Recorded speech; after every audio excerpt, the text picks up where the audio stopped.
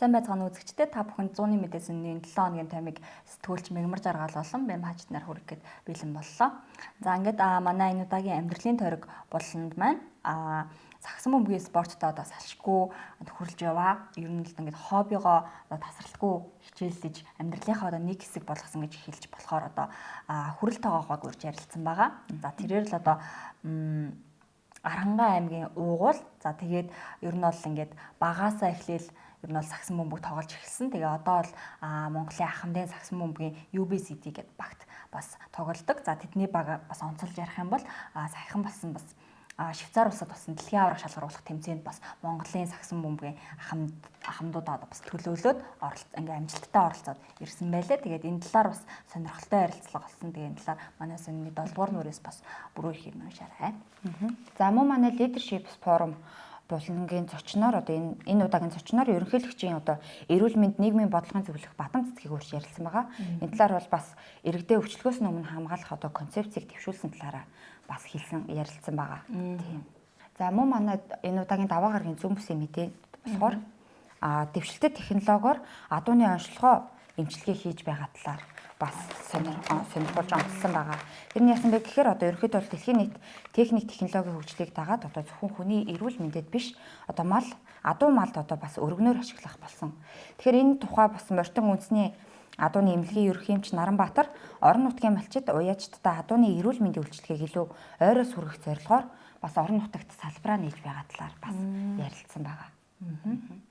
За бид одоо топ 100 гэд булангаа онцлсан байгаа. За энэ булан нь бол одоо манай сонины бас шинээр эхлүүлж байгаа юм булан байгаа. За тэгээд манай хамгийн ихний топ 100 булангийн зочноор за улс орныхоо одоо нийгэм эдийн засаг тодорхой хувь нэмрийг оруулж байгаа. За тэгээд олон мянган ажлын байрыг нэмэгдүүлж яваа одоо энэ Монголын аялал жуулчлалын тэргүүлэгч New Жуулчин Турс гэдэг ерөнхий компани ерөнхий захирал нэргүүг урьж бас ярилцсан байгаа. За тэгээ нэргүү нь бол одоо ярилцлагадаа бол жуулчны тог бодитоор гаргаж за гадаад сурчлагыг оновчтой хийх тийм систем хэрэгтэй байгаа талаар л ер нь онцолж ирсэн. Тэгээд манай шинэ болон ярилцлагыг та бүхэн Мегмар гаргаж унших боломжтой.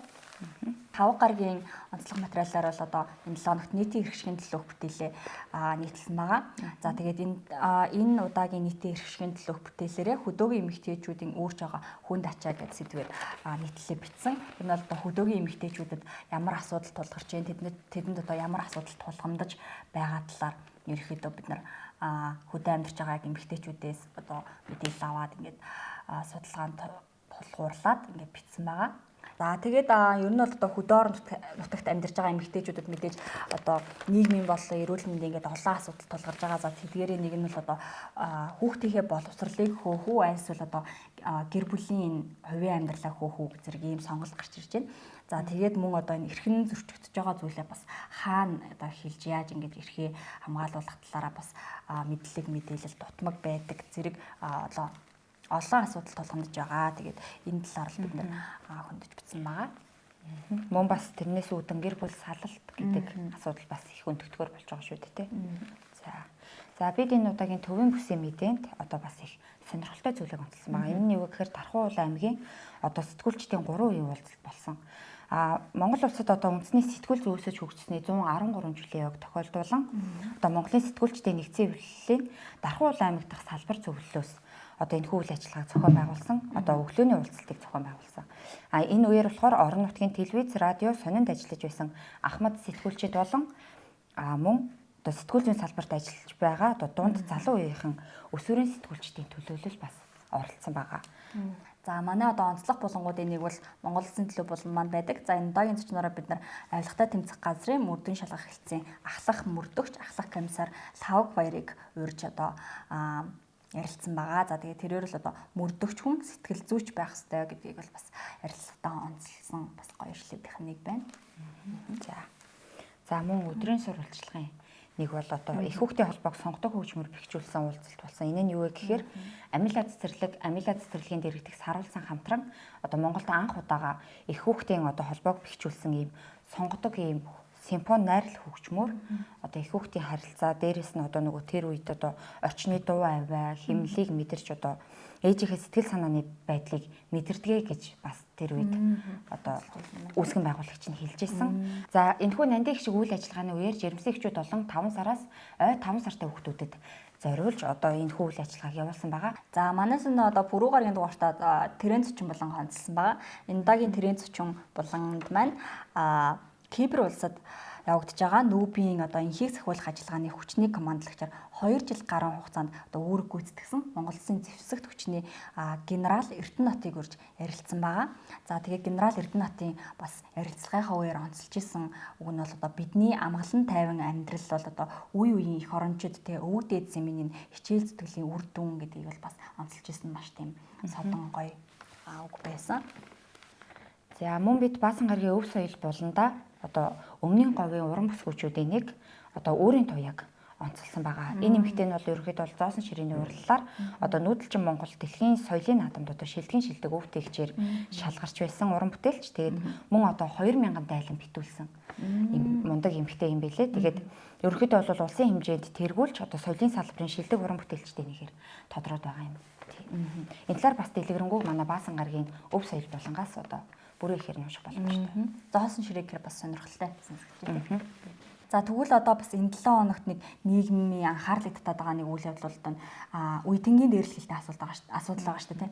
Тэгэхээр энэ талаар манайх нийгэм асуудал болондоо хүндсэн. За гэхдээ бол одоо Glory Монголд гэдэг энэ юм содон гарчигтайгаар гэх юм уу нийтлэл эхлүүлсэн. За тэгээд Glory гэдэг нь юу юм бэ гэхээрс нөгөө Netflix-ийн бүтээсэн Бүгд найрамдах Солонгос улсын ийм шууган тарьсан цуврал байгаа. За энэ цуврал бол одоо дунд сургуулийн сурагчдын дээрлэхэлтээс болж гэмгүү нэгэн охины амьдрал одоо ингээд хэрхэн одоо там болж хувирж байгаа талаар маш та аимшигтайгаар харуулдаг ийм цуврал байдаг. За тэгвэл одоо яг энэ Glory гэх энэ уран сайхны хэтрүүлэг баггүй орсон цувралтай ижил хэмжээний юм аимшигт хүчирхийлэл бол одоо дунд сургуулийн хүүхдүүд дунд болдгийг бид нэр одоо бас энэ 7 хоногт болж байгаа аимшигтай үйл явдлууд те тэр нууц группээс задарсан чат бичлэгнээс бол одоо мэдэж одоо нийгэм даяар бол нэлийн шуугаан тарж байна. Тэр бид нар бас энэ талаар тэг хүүхдүүдтэй яаж анхаарах вэ? Эцэг эхийн хараа хяналт болон одоо сургуулийн асуудал зэрэг одоо хин рүүгээ энэ асуудлыг чихгүйгээр ямар ч гэсэн энэ асуудал энэ одоо үе тэнгийн дээрлэхэлтэй асуудал дээр маш одоо анхаарах шаардлагатай гэдгийг бас онцлсан байна. Энэ тухай бид та бүхэн бас пүрэв гарагийн дугаараас дэлгэрэнгүй уншаарай. За бид нэр Баасан гарагийн дугаарын онцлог материалаараа одоо судлаач болтгойтой цаг үеийн асуудлаар ярилцсан энэ ярилцлага онцлсон. За тэгээд ярилцлагадаа бол одоо тэрээр ерөнхийлөгчөөс наачилсан хууль парламентын арчлалыг бэхжүүлэхэд томоохон хувь нэмэр оруулна гэдгийг бол бас онцолж ирсэн. Тэгэхээр энэ тухай бас маш сонирхолтой цаг үеийн хэрэгцээтэй ярилцлагыг манай Баасан гарагийн дугаараас хүлээн авч уншаарай. За бид та бүхэндээ энэ 7 хоногийн томьёо хүргэлээ. Эх 7 хоногтой иргэн уулзъя.